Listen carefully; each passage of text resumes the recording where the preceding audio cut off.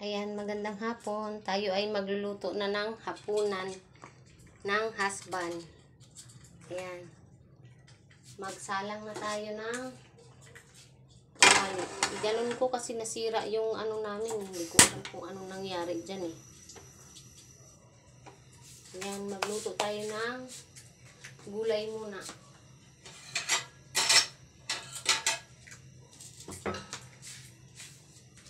Lagyan ko siya ng kunting mantika, yung kawali. Kunti lang kasi ibabatter ko naman. Para hindi lang siya masunog ba. Para hindi lang masunog yung lulutuin mo. Ayan.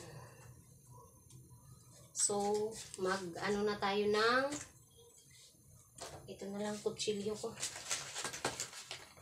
Gusto ko kasi yung gulay na may butter ba.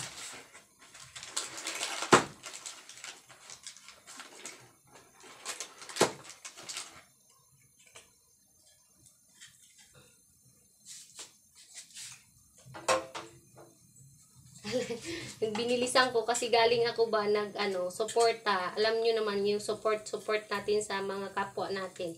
So nagmamadali ako kasi pauwi na yung husband ko. Baka maligwak ako sa bahay ni kuya.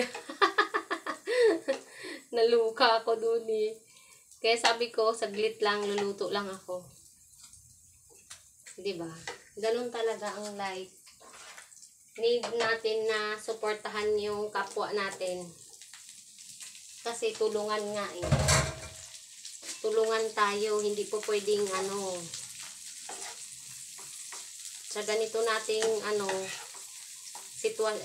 sa ganito natin na trabahong pinasok, kailangan natin tumulong sa kapwa natin. Kasi para din naman sa atin yun eh. Hindi ko na siya lagyan ng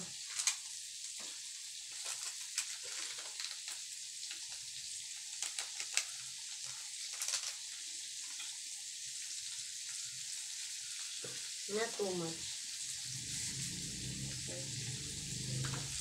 Put here. Tapos gisa-gisa na lang. Kasi masarap kasi to pagka pag gulay lang siya na ganyan, masarap siya mga din. Gusto ko to eh. Gusto ko naman din pakainin yung isa ng ganyan. Para matuto siya at saka balance ba.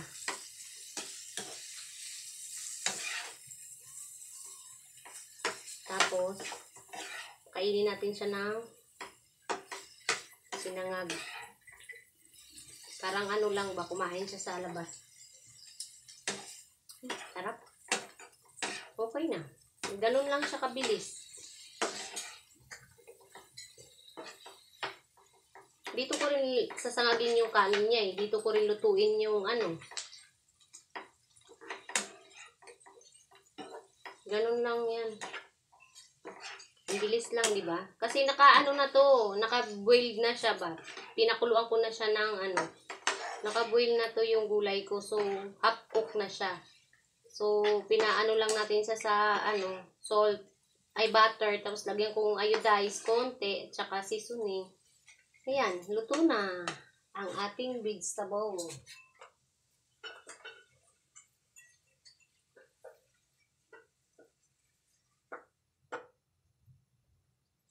Sunod naman natin is fried rice. Ay, pa pala? Oh, fried rice nga. Lakas-takasan natin yung apoy konti. Sunod natin is fried rice. Konti lang rin yung mantika kasi masyado ng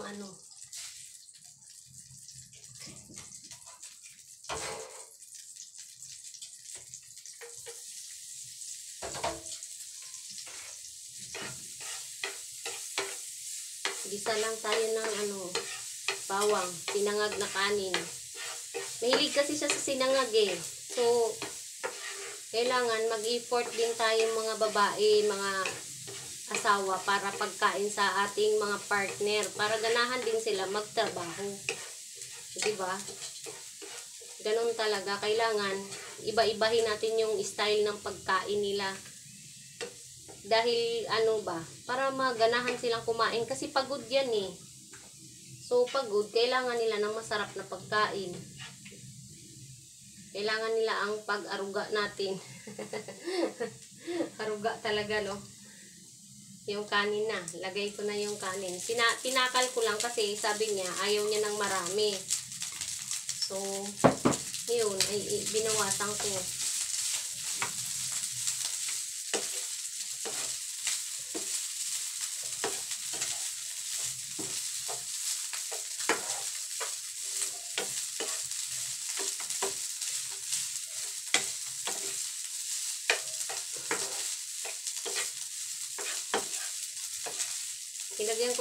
Lagyan ko to ng ano lang.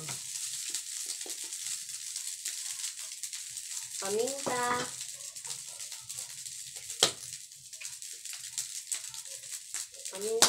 Tapos konti lang ng salt para hindi siya maalat ba.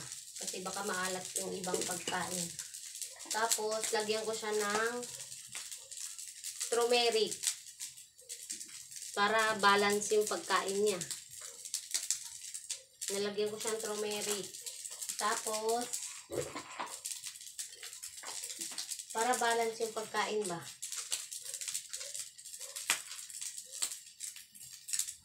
Matalsik-talsik na yung kanin. Mga bi.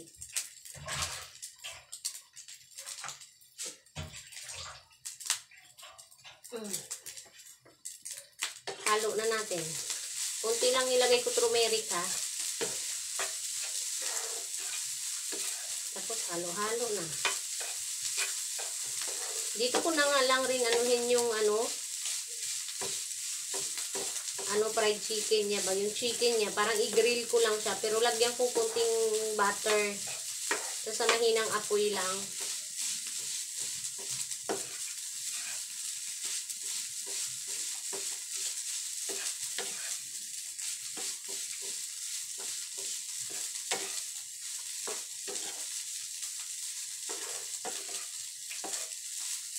Ninipisan ko lang yung chicken ko. Kasi yung favorite kong chicken kasi, yung yung part ng, ano ba yun? Basta yung sa may, yung walang buto, yung boneless na, yun yung binibili kong chicken, pang dapat kayuri yun. Itinigil namin siya sa manok kasi nangangati nga. Eh so, inano namin siya. Tinigil muna namin siya sa chicken. Kaya kami na lang kumain.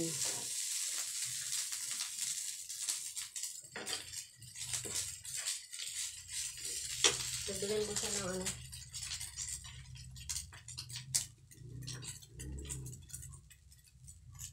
kasi hindi masyadong lagyan ko konting salt. Konti lang. Dagdag ba? Lasa.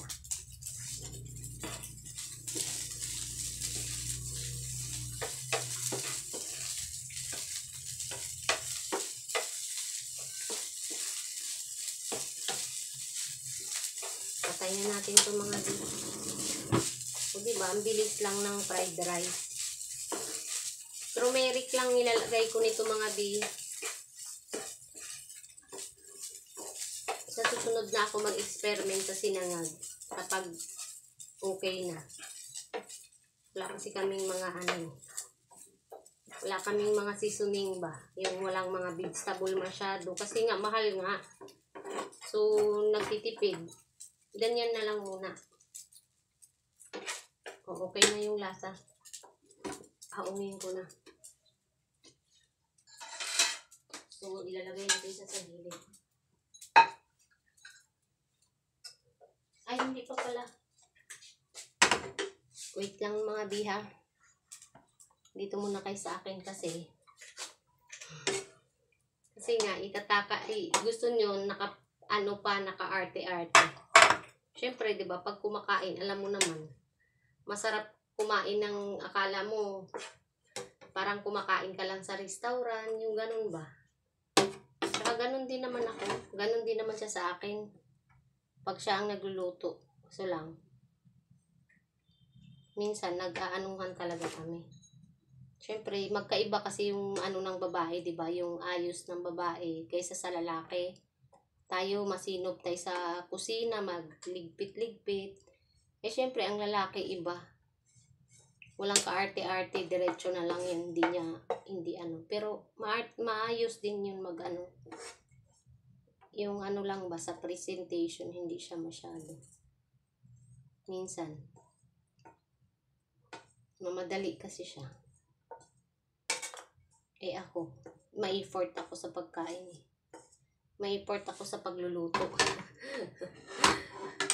Pagalingan na lang yan mag ano, ang daming kukngalat. Tapos, ididiin ko pa to para maganda yung firm ba. Dito ko rin lang rin nilagay sa mangkok na pinag-anuhan ko kasi ito yung sukatan eh. Para maganda yung ano ba, presentation. Ito po. Okay.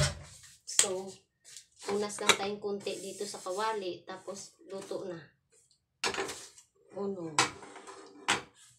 We have makalat na hair. So, kalat-kalat na hair. Walis muna ako mga. Kasi mahirap pag natapakan yung mga kanin-kanin, didikit sa tsinelas, tapos magkakalat yung dumi ba.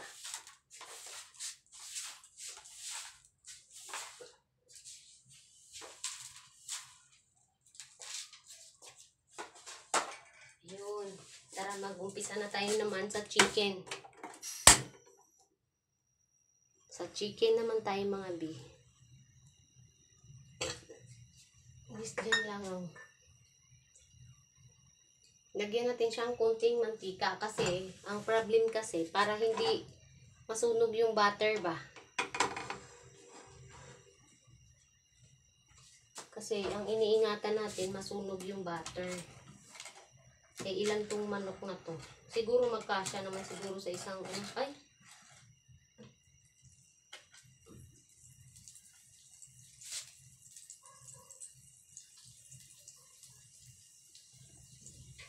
Parang grill lang nga style nito, pero naparami yung ano ko. Kayaan mo na. Ito lang yung gusto kong chicken mga bio. Yung ano.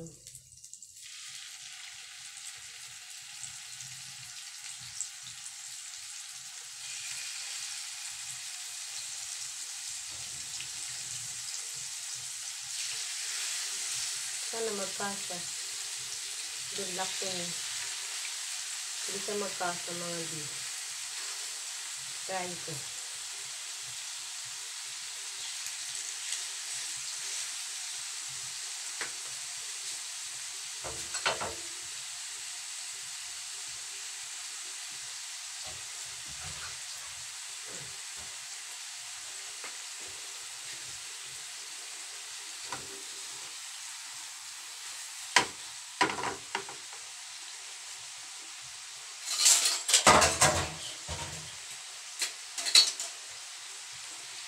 May naipit yata eh.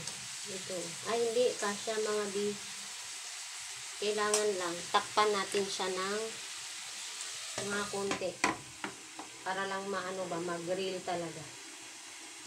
Tapos, dahil magluluto na tayo ulit, mag-prepare naman tayo dito ng vegetable. Lagay tayo ng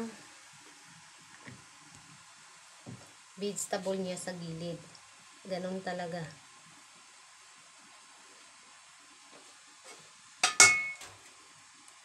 Maglagay tayo ng gulay niya sa gilid. Kasi, para meron siyang balance yung pagkain ba. Daming paarte, no? Sa pagkain. Maano ako sa pagkain eh. Pag may lulutuin, masipag ako. Masipag ako umaura-aura sa pagkain. Yan. Okay na yan sa kanya. Kasi, baka hindi niya rin kainin. Diba?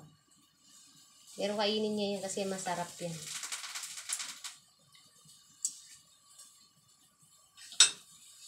Yung akin, ilalagay ko sa dito. Kasi, para ano. Wala kasi akong pantakip eh. O sige, gawan ko na siya ng paraan. Pero kuha muna ako mga bi ng pantakip mga biha.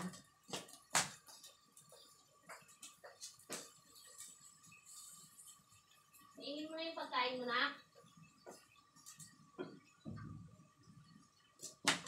Takpan ko muna yung kanya.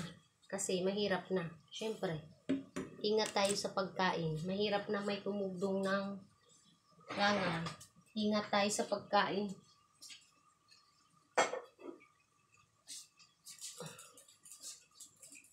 Kasi mahirap matugdungan naman ng pagkain yung asawa mo. Matugdungan ng langaw. Yung pala yung manok ko, nakamarinate lang yun sa ano. Wala nga akong lemon eh. Ano lang, paminta, seasoning, iodized. Yun lang. Kasi parang ano lang naman to eh.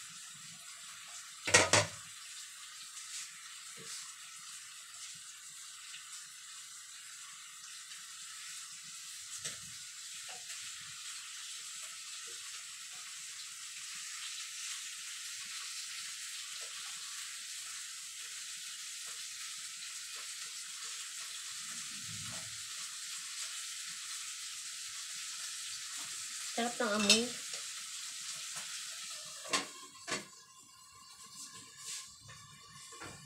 Sana kaming itlog. So, habang nagpukok ako ng chicken, ano muna tayo, ligpit ng mga ligpitin sa kusina. Maglinis, hugas. Diba mga bi? Para malinis ba? Lagay ko muna sa ref yung butter. Wait lang mga bi.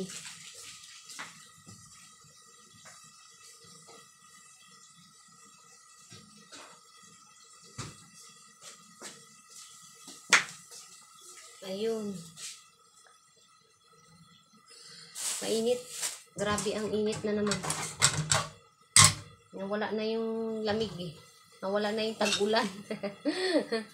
Yun o, pagbagyo lang. Lagay ko muna sa freezer to ha.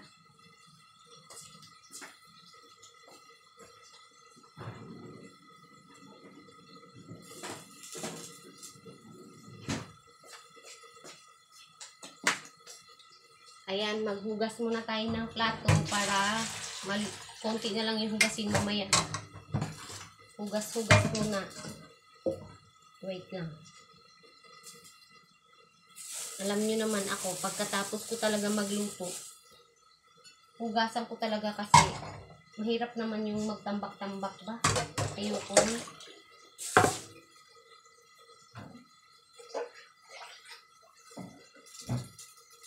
Mahirap matambak-tambak yung mga hugasin. Ayun, ayaw ko yan. Tapos madumi yung Diyan nga kami nagkakaanuhan eh, magkakainitan. Kapag, di ba, pagka ako yung maglinis ng kusina, pag maghugas, syempre maglinis ako ng pag siya ang maghugas. Syempre iba talaga ang lalaki, di ba? Madalang yung lalaki na masinop sa bagay. Siya masipag sa trabaho talaga. Hindi kanya gugutumin. Pero pagdating sa pangbahay na gawain, hindi siya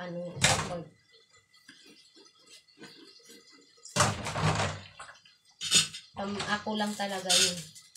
Kaya bagay kami kasi siya magtatrabaho. Ako mahilig ako sa pagluto-luto. Ayun sa bahay, magawain sa bahay. Ayun.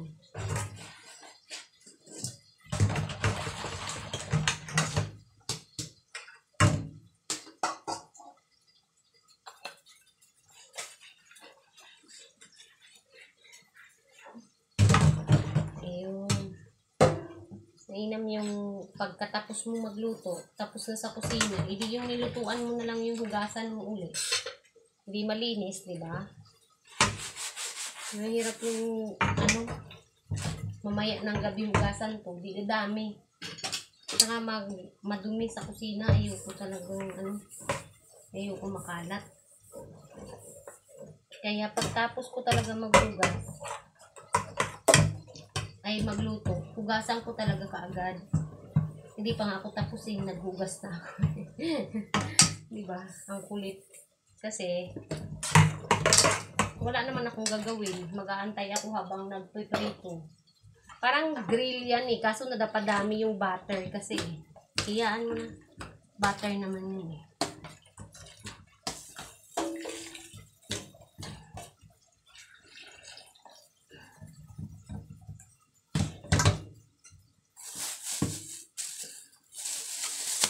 Sa susunod nga, pag luto-luto ko sa susunod, makita niyo, budget na yung ano, wala na masyadong mga ano ba, pork, beef, chicken, konti na lang. Meron man siguro konti na lang. More on gulay or tuyo. Gulay siguro marami. Mag-experiment nga ako ng gulay na ano, kakaiba. Sige.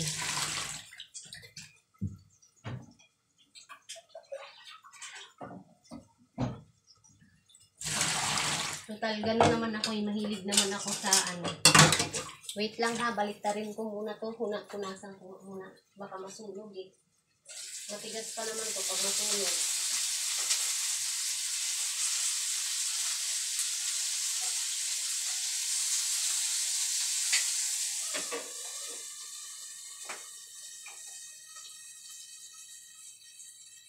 Yan, kunti na lang yung apoy para pagkatapos ko ba, ano na siya. Pagtapos dito sa hugas, haon na. Diba?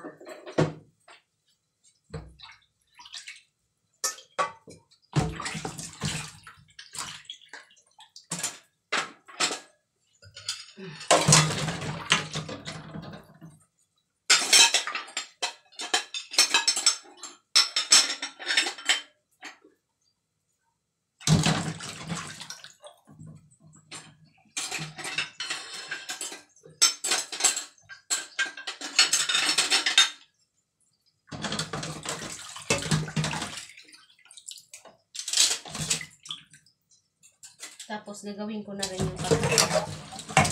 Nainis ko naman na yung kanin ko. Tapos, bakit na lang doon ba?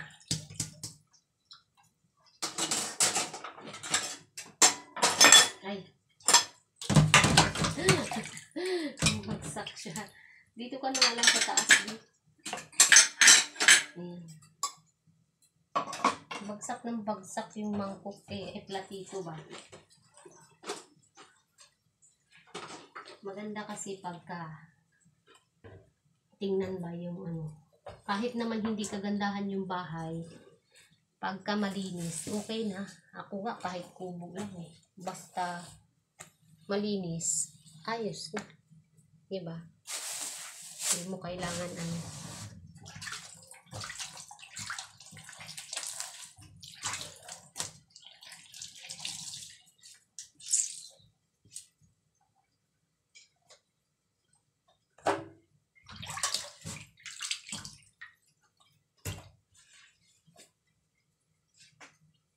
Okay na to mga di.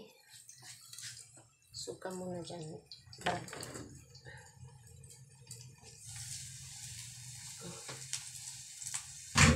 Then,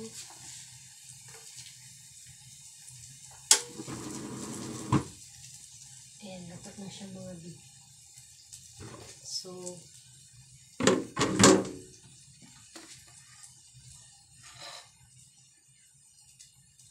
lagay natin siya dito.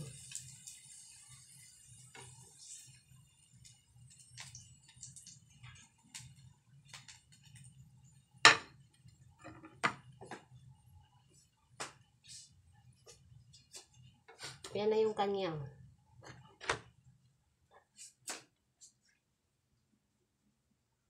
Yan na yung pagkain niya mga di. So, akin naman. O, diba? Daming alam kaartihan eh. No? Ganun talaga. Para ano, maganda ba?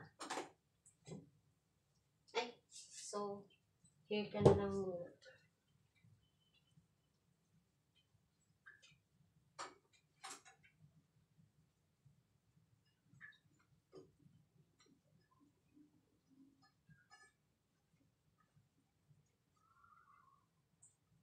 Huwag na kayong magtaka na makalat yung akin, ha? Kasi yung akin kasi is,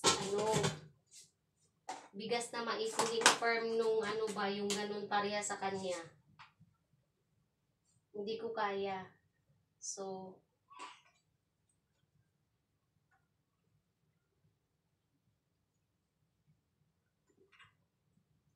alam niyo, mas marami yung akin kasi mas marami yung gulay ko. Pero yung chicken ko is tama lang kasi syempre, magbibigay naman yan sa akin.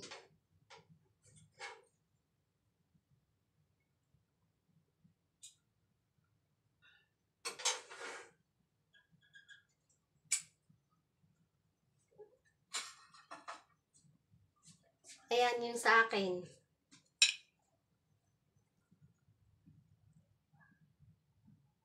Ayan. Ayan. Tapos na. Tapos na ang pagluluto, mga bay. So, paano na? See you next time. Thank you for watching. Salamat sa suporta. Naway wag kayong magsawang sumuporta sa akin. Naway dumami pa kayo. Thank you so much. Bye. I love you. God bless all.